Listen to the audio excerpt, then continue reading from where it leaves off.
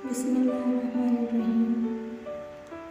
हज़रत अली रज़ियल्लाहु तआला अन्हु ने फरमाया, तुम्हारे दर्द से तुम्हारा रब वाकिफ़ है। वो चाहता है तुम सब्र करो ताकि और मजबूत हो जाओ। किसी के खुलूस और प्यार को उसकी बेवकूफ़ी मत समझो, वरना किसी दिन तुम खुलूस और प्यार तलाश करोगे और लोग तुम्हें बेवकूफ़ समझेंगे। जो चुगलखोर की बात पर एतबार करता है वो अपने दोस्त अपने को अपने हाथों से गंवा देता है।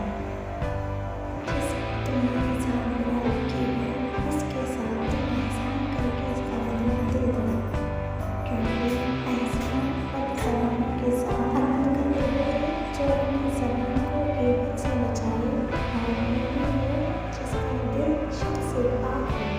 तकलीफ में हमेशा सब्र से काम लिया करो, क्योंकि सोने को आग से आज़माया जाता है और मोमिन को तकलीफ से। बेशक मुश्किल के साथ आसानी है, मुश्किल वक्त पर सब्र करना और बेहतर वक्त पर शुक्र करना मोमिन की पहचान है। इस सोच के साथ ज़िंदगी में आगे बढ़ो कि अल्लाह ने यकीनन बेहतरीन